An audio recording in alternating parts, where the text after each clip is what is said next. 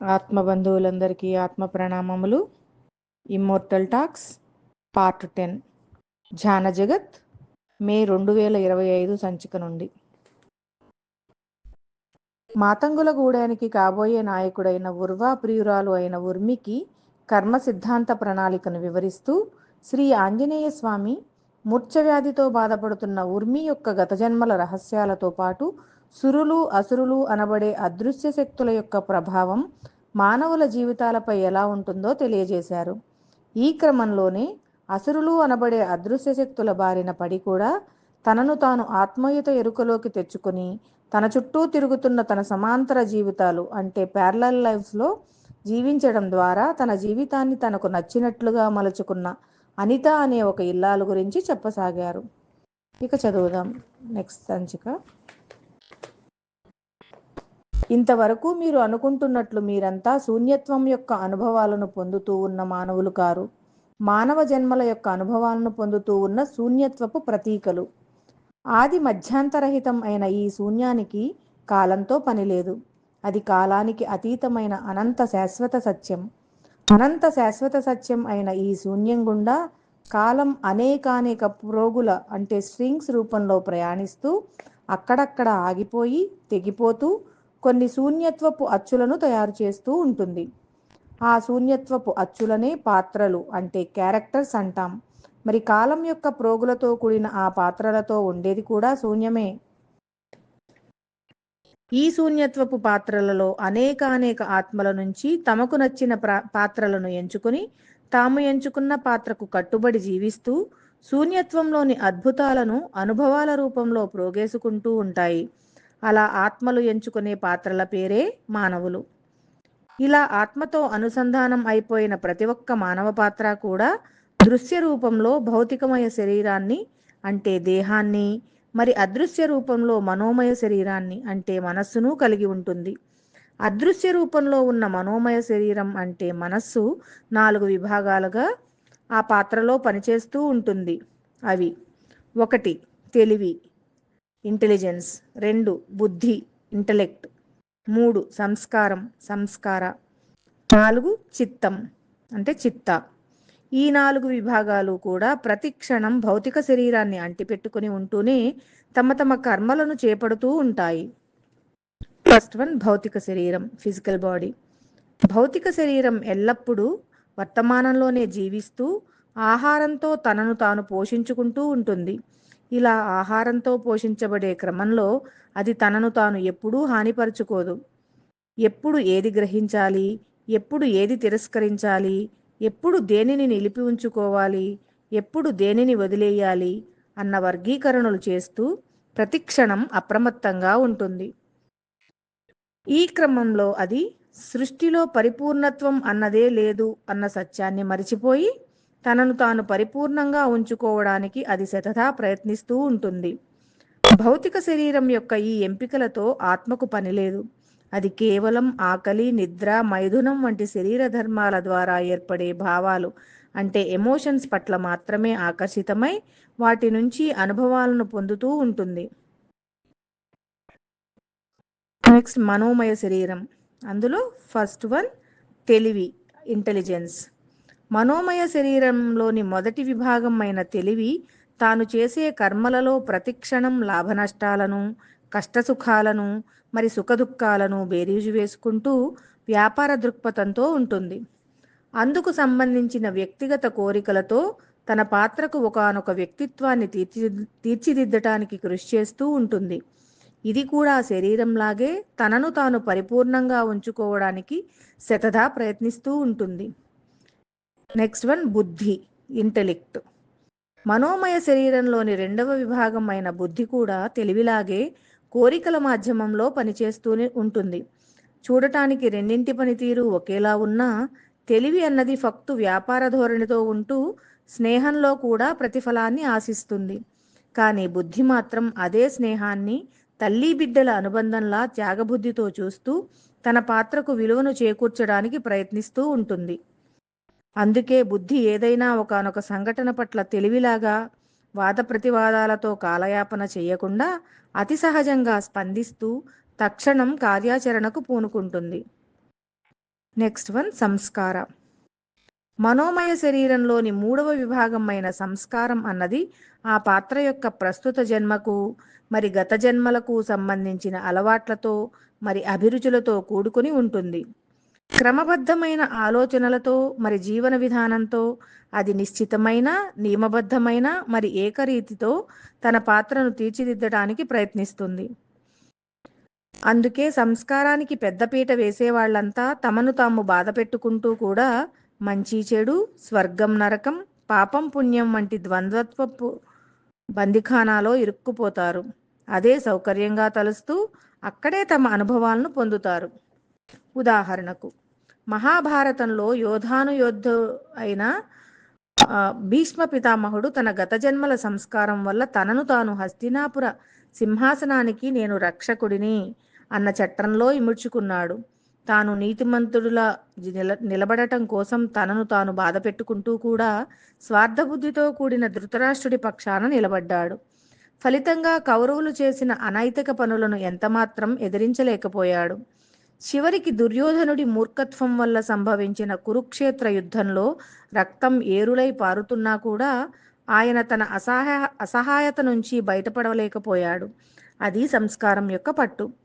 భీష్ముడిలాగే అందరి జీవితాలలో కూడా సంస్కారపు పట్టులో చిక్కుకొని పోయే సందర్భాలు కొన్ని ఎదురవుతూ ఉంటాయి. ఉదాహరణకు మీ రూపానికి ముందు వెనక 2 ముఖాలు ఉన్నాయనుకుందాం. అందులో ముందు వైపు ముఖం బయటి ప్రపంచాన్ని చూస్తుంటే వెనక వైపు ముఖం లోపలి ప్రపంచాన్ని చూస్తూ ఉంటుంది. ముందు వైపు ముఖం అన్నది బయటి ప్రపంచం మీ గురించి ఏమనుకుంటుందో చెబితే, వెనక వైపు ముఖం అన్నది మీ లోపలి ప్రపంచం మీ గురించి ఏమనుకుంటుందో చెబుతుంది. అయితే సంస్కారపు చట్రంలో ఇరుక్కున్న వాళ్ళు చాలా వరకు తమ వెనక వైపు ముఖాన్ని పట్టించుకోరు.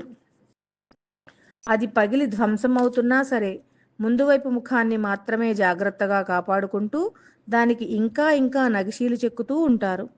నిరంతరం మార్పు చెందే ఈ మహాసృష్టిలో ఎన్ని మారినా వాళ్ళు మాత్రం మారరు.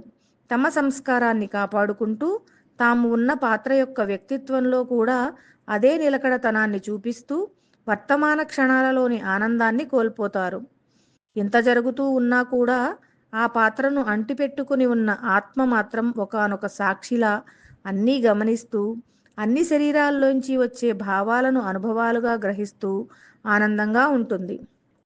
నెక్స్ట్ వన్ చిత్తం. సంస్కారానికి భిన్నంగా మనోమయ శరీరంలోని 4వ విభాగం అయిన చిత్తం ఉంటుంది. అది ప్రతిక్షణం నిబంధనలను అతిక్రమించడానికి ప్రయత్నిస్తూ సాహసాలకు ఉపక్రమిస్తూ ఉంటుంది. కోరికలతో రగిలిపోతూ రాబోయే పరిణామాలను గురించి ఆలోచించకుండా దుందుడుకు చర్యలకు పాల్పడుతూ ఉంటుంది. ఈ క్రమంలో అది ఇతర పాత్రలకు హాని చేస్తూ లేదా తన పాత్రకు తాను హాని కలిగించుకుంటూ ఉంటుంది. ఇలా చిత్తం తీసుకునే కోరికల సవాళ్లు ఒక్కోసారి మంచిగా పరిణమించవచ్చు, లేదా ఒక్కోసారి చెడుగా కూడా రూపుదాల్చవచ్చు. సాధారణంగా ప్రతి పాత్రలోనూ చిత్తం తెలివి, బుద్ధి మరి సంస్కారాల వెనకే ఉంటూ వాటి కోరికలను ధ్రువపరుస్తూ అంతలోనే తిరస్కరిస్తూ మళ్ళీ వాటిని ప్రోత్సహిస్తూ మనస్సులో గందరగోళాలను సృష్టిస్తూ ఉంటుంది. ఎప్పుడో కానీ అది తనంతట తానుగా బయటకు రాదు. ఉదాహరణకు మీరు మీ స్నేహితుడి ఇంటికి వెళ్ళారనుకోండి. అక్కడ అతడు తినడానికి మీకు ఏదో పదార్థం ఇచ్చాడు. కానీ అది పాచిపోయి ఉండటం వల్ల దానిని వాసన చూస్తూనే అది తింటే రోగగ్రస్తం కావడం ఖాయం అనుకుని శరీరం దానిని తిరస్కరిస్తుంది. కానీ స్నేహితుడిని నొప్పించకూడదు అన్న సంస్కారం దానిని తినడానికే నిర్ణయించుకుంటుంది. అప్పుడు చిత్తం తెరపైకి వచ్చి రెండూ సరి అయినవే అని కాసేపు, రెండూ సరికానివే అని మరి కాసేపు శరీరం మరి సంస్కారముల మధ్య గందరగోళాన్ని సృష్టిస్తుంది. అందుకే పూర్ణత్వం గురించిన అవగాహన లేని చిత్తాన్ని అనుసరించి జీవించినప్పుడు ఆ పాత్ర భయం, అవమానం, కోపం, నిరాశ వంటి భావజాలపు ఊబిలో పడి కొట్టుమిట్టాడుతూ ఉంటుంది. ఈ గందరగోళాన్ని సరిచేయడానికి ఎరుక ఎంతో సహాయపడుతుంది. ఎరుక, అవేర్నెస్. ఎరుక మీ భౌతిక శరీరాన్ని మీకు ఎలా ప్రత్యక్షంగా చూపిస్తుందో అలాగే మీ తెలివిని, మీ బుద్ధిని, మీ సంస్కారాన్ని ఉన్నవి ఉన్నట్లు అతి స్పష్టంగా చూపిస్తుంది. ఎప్పుడైతే మీరు ఎరుక సహాయంతో మీ భౌతిక శరీరంతో పాటు మీ ఇతర మనోమయ శరీరాలను కూడా అతి స్పష్టంగా చూసుకోగలుగుతారో అప్పుడు చిత్తం పట్ల మీకు ఉన్న భయాలన్నీ పటాపంచలైపోతాయి. ఉదాహరణకు, పరీక్షలో విజయం సాధించడమే పూర్ణత్వం అని భ్రమపడే ఒకానొక పిల్లవాడు ఒకవేళ పరీక్షలో తప్పితే ఇక సమాజంలో తలెత్తుకోలేనేమో అన్న భయానికి లోనవుతాడు. అప్పుడు చిత్తం తెర మీదకు వచ్చి, నువ్వు అనుకున్నది సాధించలేకపోతే ఇక ఈ శరీరం నీకు ఎందుకు, చచ్చిపో, మళ్ళీ పుట్టి పరిపూర్ణత్వాన్ని సాధించు అంటూ అతడిని ఆత్మహత్యకు ప్రేరేపిస్తుంది. ఇలా తన శూన్యత్వపు పాత్రను ఇంకా పరిపూర్ణంగా తీర్చిదిద్దాలన్న భ్రమతో చిత్తం ఎప్పటికప్పుడు అప్పటికి ఉన్నదంతా చెరిపేస్తూ మళ్ళీ జీరో నుంచి సాహసాలు చేయడానికి ఉద్యమిస్తుంది. ఆ సమయంలో అతడి తెలివి, అతడి బుద్ధి, అతడి సంస్కారం అన్నీ కూడా ఎరుకతో ఉంటే అవి పూర్ణత్వానికి సంబంధించిన భ్రమల నుంచి బయటపడి చిత్తం చేస్తోన్న గందరగోళం నుంచి ఆ పిల్లవాడిని రక్షించి ఆ పిల్లవాడికి సరికొత్త జీవితాన్ని ఇవ్వగలుగుతాయి.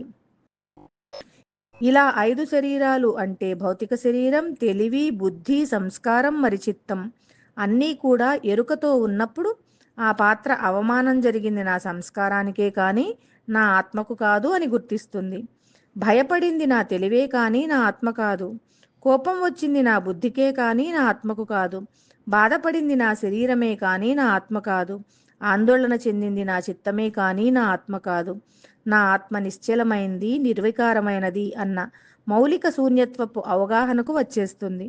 గొప్ప విషయం ఏమిటంటే శరీరం, తెలివి, బుద్ధి, సంస్కారం, చిత్తంల మధ్య ఇంత తతంగం జరుగుతూ ఉన్నా కూడా ఆత్మ మాత్రం ఒకానొక సాక్షిలా అన్నీ గమనిస్తూ ఆ పాత్ర నుంచి అజ్ఞాన స్థితిలో వచ్చే భావాలను మరి ఎరుక స్థితిలో వచ్చే భావాలను అన్నింటినీ చక్కగా ఆనందిస్తూ అందులోని అనుభవాలను ఒక్కొక్కటిగా ప్రోగేసుకుంటూ ఉంటుంది.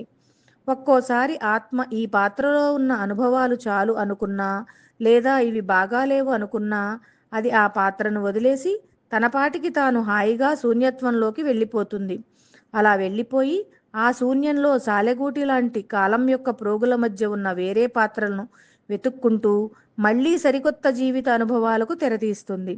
అలా ఆత్మ వెళ్ళిపోయిన మానవ పాత్ర జీవచ్ఛవంలా నిమ్నస్థాయి శక్తి ప్రకంపనలతో కూడిన అజ్ఞాన స్థితిలో ఉంటే నిమ్నస్థాయి లోకాలకు చెందిన సురులు అసురులు వచ్చి ఆ పాత్రలో చేరి ఆ పాత్రను తమకు అనుకూలంగా మలుచుకొని వారితో విధ్వంసాలను సృష్టిస్తారు. అదే పాత్ర ఉన్నత స్థాయి శక్తి ప్రకంపనలతో కూడిన సుజ్ఞాన స్థితిలో చైతన్యవంతంగా ఉంటే ఉన్నత స్థాయి లోకాలకు చెందిన దేవుళ్ళు, దేవతలు అందులో చేరి ఆ పాత్రను తమకు అనుగుణంగా మలుచుకుని వారితో లోక కళ్యాణ కార్యక్రమాలను చేయిస్తారు అంటూ హనుమ ఆ రోజు తమ సందేశాన్ని ముగించారు. హనుమంతుల వారి యొక్క మరొక ఆత్మజ్ఞాన సందేశంతో మళ్ళీ వచ్చే నెల సంచికలో కలుసుకుందాం. Thank you.